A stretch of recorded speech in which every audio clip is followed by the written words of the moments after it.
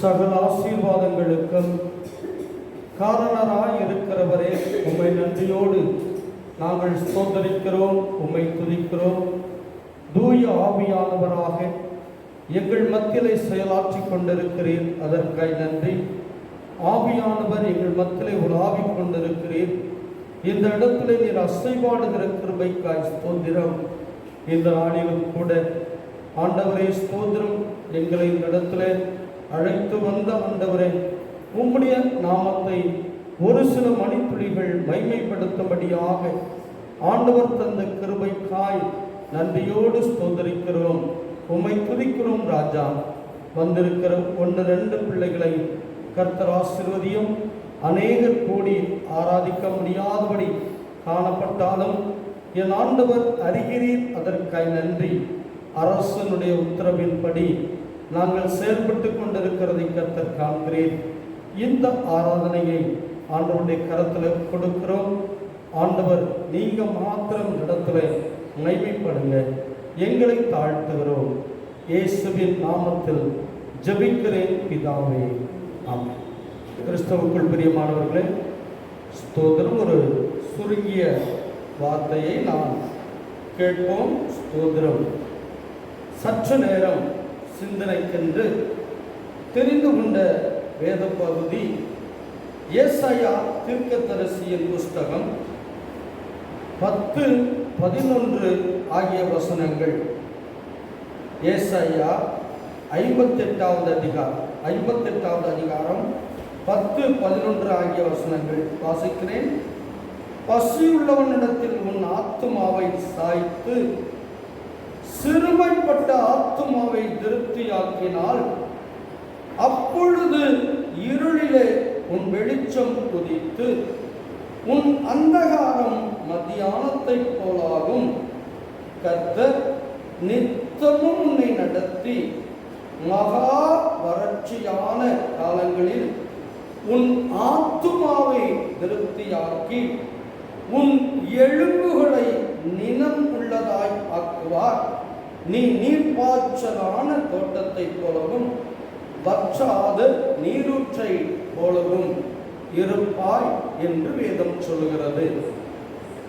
கிறிஸ்துவுக்குள் அன்பான தேவ பிள்ளைகளே, இன்றைய சூழ்நிலையிலே நாம் பார்க்கிற பொழுது அரசாங்கம் ரேஷனிலே ஒருவேளை அரிசி கொடுக்கிறது.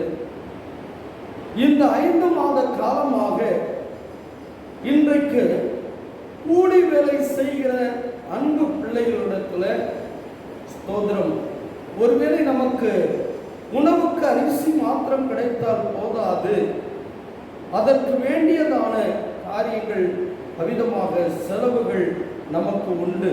ஸ்தோத்திரம். ஆனாலும் கூட கர்த்தர் வேலை வாய்ப்புகள் இல்லாதபடி, பொருளாதார வசதிகள் இல்லாதபடி, இன்றைக்கு இந்த ஊரடங்கு நாட்களிலே வெளியிலே செல்ல முடியாதபடி வேலை வாய்ப்பு இன்றி இன்றைக்கு மக்கள் பரிதவிக்கிறதை இன்றைக்கு கண்ணால் காண முடிகிறது. ஸ்தோத்திரம்.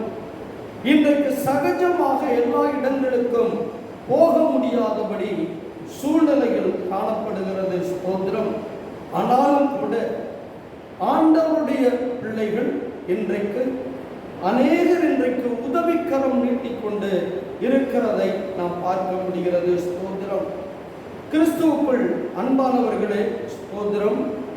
இங்கே நமக்கு மத்தேயு 24ஆம் அதிகாரத்தில் சொல்லப்பட்டதான எல்லா காரியங்களும் நடைபெற்று கொண்டிருக்கிற இந்த நாட்களில் இங்கே நாம் பார்க்கிற பொழுது ஸ்தோத்திரம், ஆண்டவர் ஆகிய இயேசு கிறிஸ்து இங்கே சொல்லுகிறார். ஸ்தோத்திரம். 24ஆம் அதிகாரம் மத்தேயு 24 6-7 வசனங்கள். யுத்தங்களையும் யுத்தங்களின் செய்திகளையும் கேள்விப்படுவீர்கள், கலங்காதபடி எச்சரிக்கையாயிருங்கள். இவைகளெல்லாம் சம்பவிக்க வேண்டியதே, ஆனாலும் முடிவு உடனே வராது. ஜனத்துக்கு விரோதமாய் ஜனமும் ராஜ்யத்திற்கு விரோதமாய் ராஜ்யமும் எழும்பும். பஞ்சங்களும் கொள்ளை நோய்களும் பூமி அதிர்ச்சிகளும் பல இடங்களில் உண்டாகும். இவைகளெல்லாம் வேதனைகளுக்கு ஆரம்பம் என்று வேதம் சொல்கிறது. இன்றைக்கு இந்த கொரோனா வைரஸின் மூலமாக இன்றைக்கு பாதிக்கப்பட்ட அநேக பிள்ளைகள் இன்றைக்கு பலியாகி இருக்கிறார்கள். அநேகர் குணமாகி இருக்கிறார்கள். இன்றைக்கு மருத்துவமனையில் அனுமதிக்கப்பட்டு விடுதலைக்காய் காத்திருக்கிறார்கள்.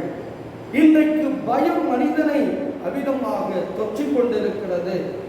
கிறிஸ்துவுக்குள் அன்பானவர்களே, ஒருவேளை இப்படிப்பட்டதான நோய் எனக்கு வந்துவிடுமோ, இப்படிப்பட்டதான நிலைக்குள்ளாக நான் தள்ளப்பட்டு விடுவேனோ என்று சொல்லி இன்றைக்கு ஜனங்கள் பயத்தோடும் நடுக்கத்தோடும் காணப்பட்டு கொண்டிருக்கிறார்கள். ஆகவே கொள்ளை நோயை அனுப்புவேன் என்று வாக்கு கொடுத்தவர் இன்றைக்கு அனுப்பி இருக்கிறார். ஆனால் பயம் தேசத்திலே இருந்து கொண்டுதான் இருக்கிறது. ஆனாலும் ஆண்டவருடைய பிள்ளைகள் ஒருபோதும் பயப்பட வேண்டிய அவசியம் இல்லை. ஏசாயா தான் சொன்னார், பயப்படாதே, நான் உன்னோடு கூட இருக்கிறேன். திகையாதே, நான் உன் தேவன். நான் உன்னை பலப்படுத்தி உனக்கு சகாயம் பண்ணுவேன். என் நீதியின் வலது கரத்தினால் உன்னை தாங்குவேன் என்று வாக்கு கொடுத்தவர் இன்றைக்கு நம்மோடு கூட இருக்கிறார். ஆகவே தான் இன்றைக்கும் மனிதநேயம் வாழ்ந்து கொண்டு இருக்கிறது. இன்றைக்கும் மனிதம் வாழ்ந்து கொண்டு இருக்கிறது. ஸ்தோத்திரம். இன்றைக்கு கன்னியாகுமரி மாவட்டம் அமிதமாக ஒரு கூட்ட ஜனங்கள் இன்றைக்கு ஜெபித்துக் கொண்டிருக்கிறார்கள். கிறிஸ்துவுக்குள் பிரியமானவர்களே, ஸ்தோத்திரம். ஆகவே தான் ஏசாயா சொன்னது போல 58:10 பசி உள்ளவனிடத்திலே உன் ஆத்துமாவை நீ சாய்த்து, ஆத்துமாவை சாய்த்து என்று சொல்லி சொல்லுகிற பொழுது இரக்கம் காண்பிக்க வேண்டும். சிறுமைப்பட்ட ஆத்துமாவை திருப்தியாக்க வேண்டும். ஒன்றில்லாமல் இருக்கிற, அடுத்த வேளை ஆகாரத்திற்கு உணவில்லாமல் இருக்கிற அந்த ஆத்துமாவை இன்றைக்கு அவிதமாக நம்மால் முடிந்த வரைக்கும் திருப்தியாக்குகிற பொழுது ஆண்டவர் சொல்லுகிறார், அப்பொழுது இருளில் உன் வெளிச்சம் உதிக்கும் என்று சொல்லுகிறார். ஒருவேளை ஆகாரத்திற்காக ஸ்தோத்திரம் நீ செய்கிறதான இந்த இரக்க குணம் உன்னுடைய வாழ்விலே ஒருவேளை இருளாய் இருந்தாலும் வெளிச்சத்தை கொடுப்பேன் என்று சொல்லுகிறார். உன் அந்தகாரம் மத்தியானத்தை போலாகும்.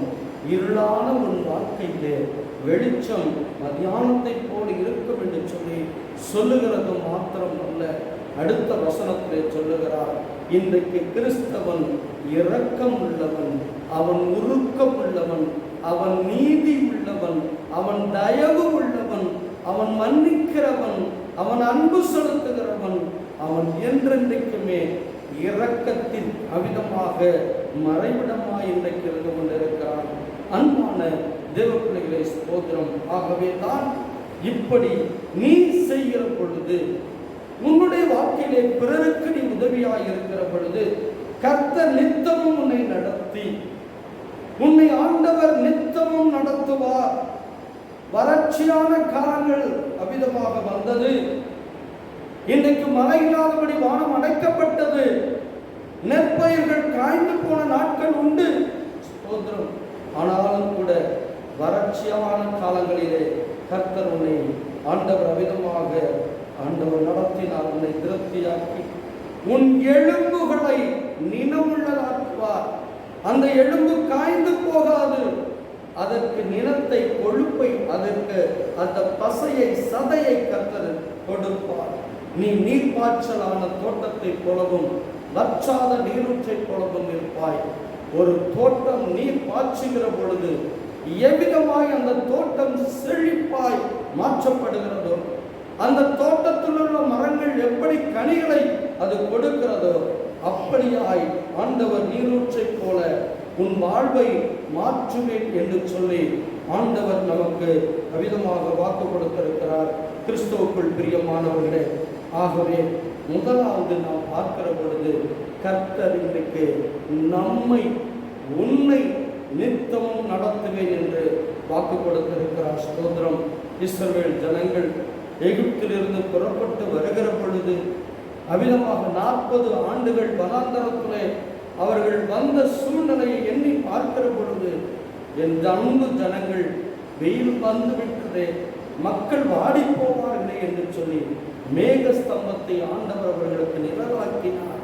அன்பு தேவ பிள்ளைகளே, இரவிலே அவிதமாக குருட்டாட்டம் பிடித்து விடக்கூடாது என் ஜனங்கள் என்று சொல்லி ஆண்டவர் அவிதமாக ஸ்தோத்திரம் அக்னி ஸ்தம்பத்தை ஆண்டவர் கொடுத்து வெளிச்சத்தை உருவாக்கினார்.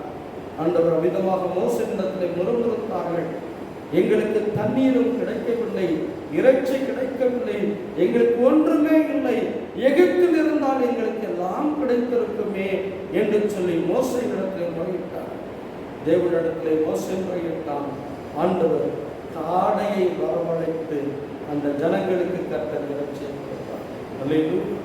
அன்பான தேவப்பிள்ளைகளே, இந்த நாட்களிலே ஆண்டவர் நித்தமும் நம்மை நடத்த அவர் சித்தம் உள்ளவராக இருக்கிறார். 1 ராஜாக்களின் புஸ்தகத்தில் 17ஆம் அதிகாரத்தில் நாம் இங்கே பார்க்கிறோம். யார் வாசிக்கலாம்? நான் வாசிக்கிறேன். 17:6 காகங்கள் அவனுக்கு விடியற் காலத்தில் அப்பமும் இறைச்சியும், சாயங்காலத்தில் அப்பமும் இறைச்சியும் கொண்டு வந்தது. தாகத்திற்கு அந்த ஆற்றின் தண்ணீரை குடித்தான். கொண்டு வந்தது யார்? ஒரு காகம். அல்லேலூயா. ஆண்டவர் எப்படி நடத்துகிறார்? ஸ்தோத்திரம். கிறிஸ்துவுக்குள் எனக்கன்பான தேவப்பிள்ளைகளே, ஸ்தோத்திரம். இன்றைக்கு நம்மையும் நடத்த ஆண்டவர் சித்தம் உள்ளவராய் இருக்கிறார். ஸ்தோத்திரம். எலியா தீர்க்கதரிசிக்கு அவிதமாக ஸ்தோத்திரம் அவன் பயந்து ஓடுகிறதில்லை. ஸ்தோத்திரம். கேரி காற்றங்களில் ஒழிந்து கொண்டிருக்கையில்லை. அவனுக்கு ஆகாரம் கொடுக்க வேண்டும் என்று சொல்லி தேவனுடைய திட்டத்தின்படி காகத்தினிடத்தில் சூடான அப்பத்தையும் சூடான இறைச்சியையும் ஆண்டவர் கொடுத்து அனுப்புகிறார். அவன் சாப்பிட்டு திருப்தியாகி கேரி காற்றின் தண்ணீரை குடித்தான்.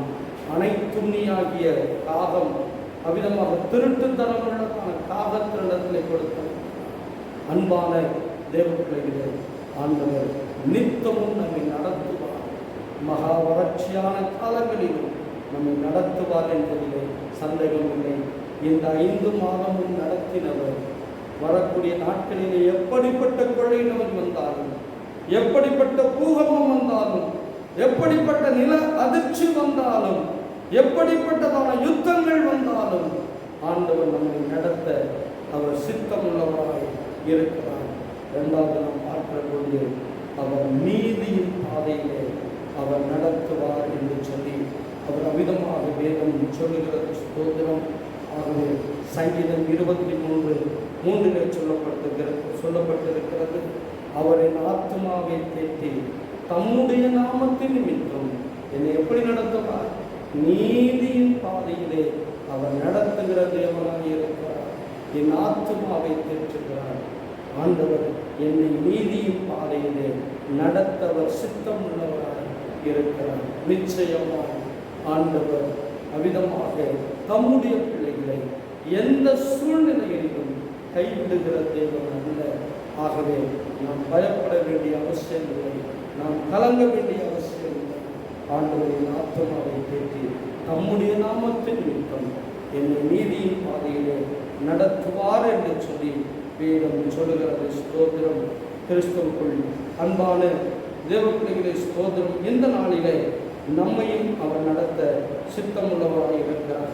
வறட்சியான காலங்கள் வந்தாலும் இன்றைக்கு 5 மாதங்கள் கையிலே ஒன்றுமே இல்லையே, வேலை வாய்ப்பு இல்லையே, அவ்விதமாக வருமானம் இல்லையே, பொருளாதார வசதி இல்லையே என்ற சூழ்நிலையிலும் கூட என் கர்த்தர் நம்மை நடத்தினாரே. ஆண்டவர் இன்னும் நம்மை நடத்த அவர் சித்தம் உள்ளவராய் இருக்கிறார். ஸ்தோத்திரம். நீதிமொழிகளின் புஸ்தகத்தில் 10ஆம் அதிகாரம் 3வது வசனம் சொல்கிறது, கர்த்தர் நீதிமான்களை பசியினால் வருந்த விடார் என்று வேதம் சொல்கிறது.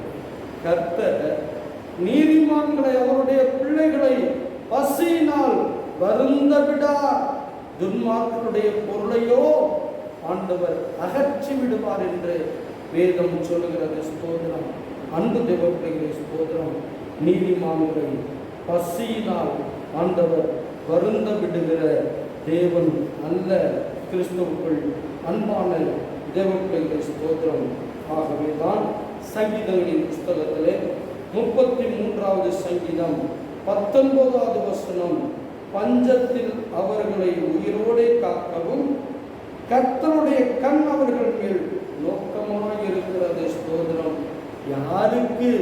தமக்கு பயந்து தம்முடைய கிருபைக்கு காத்திருக்கிறவர்களின் ஆத்துமாக்களை ஆண்டவர் மரணத்திற்கு விலக்கி விடுவிக்கவும் பஞ்ச காலத்தில் அவர்களை உயிரோடே காக்கவும் கர்த்தருடைய கண்கள் அவர் மேல் நோக்கமாய் இருக்கிறது என்று வேதம் சொல்லுகிறது.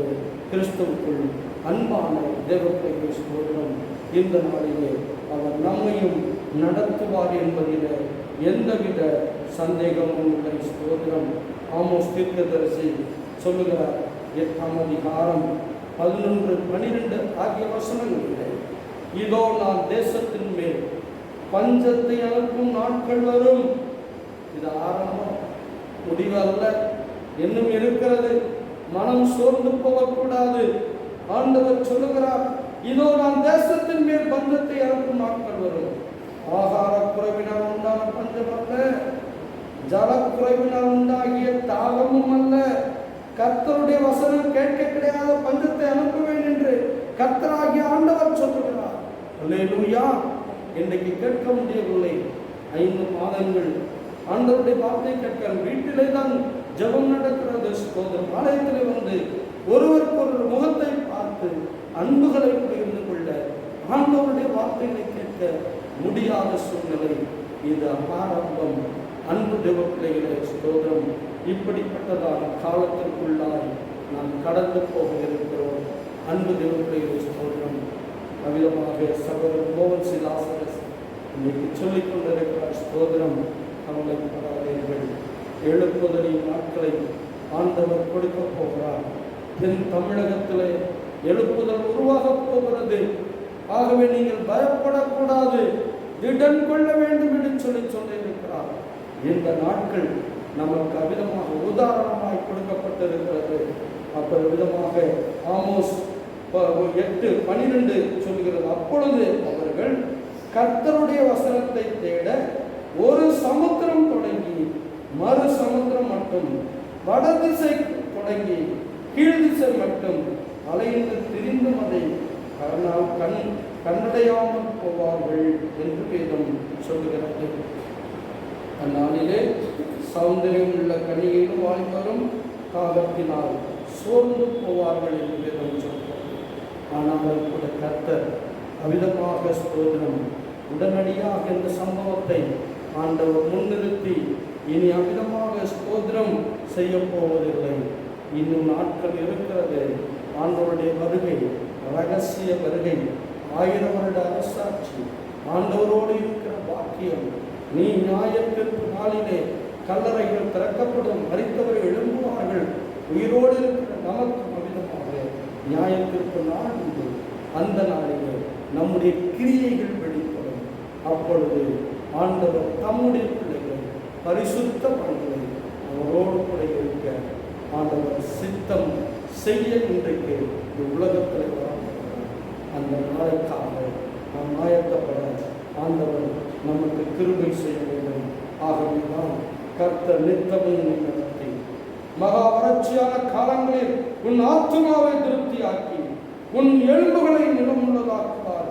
நீ நீர்ப்பாய்ச்சலான தோட்டத்தை போலவும் வற்றாத நீருற்றை போலவும் இருப்பாய் என்று சொன்ன இந்த வாக்கு தத்தத்தை ஆண்டவர் நமக்கு கொடுத்திருக்கிறார். நம்மை நடத்துவார், இந்த ஆத்துமாவை தேற்றுவார். ஆண்டவர் பஞ்ச காலத்தில் நம்ம நடத்துவார். நீதியின் பாதையில் ஒரு நடத்த சித்தம் நாம் செய்ய வேண்டிய காரியம் என்று பசியும் நடத்திய ஆத்மாவை சாய்ப்போம், சிறுமைப்பட்ட ஆத்மாவை திருப்தியாக்கவும், இருள் வெளிச்சமாகவும் அவிதமாகவும் அந்தகாரம் மத்தியானத்தை போலவும் இப்படிப்பட்ட வாக்குத்தத்தங்களால் ஒருவரை ஒருவர் நாம் தேற்றிக்கொள்வோம். வரக்கூடிய நாட்கள் நமக்கு ஆண்டவர் தடைகளை மாற்றுகிற நாட்களாக இருக்கட்டும். ஆலயத்தை திறந்து எல்லாரும் கூடி ஆண்டவரை ஆராதிக்கிற பாக்கியத்தை கர்த்தர் நமக்கு கொடுக்கட்டும். கர்த்தர் நமக்கு பெரிய காரியங்களை செய்தார். இது நிமித்தம் நாம் எழுந்திருப்போம் என்று சொல்லி ஆண்டவருடைய சமூகத்தை விட்டு நாம் ஜெபித்து கடந்து செல்வோம். ஆவியானவர் நம்மை நீதியின் பாதையை வழிநடத்துவார்கள். ஆமென்.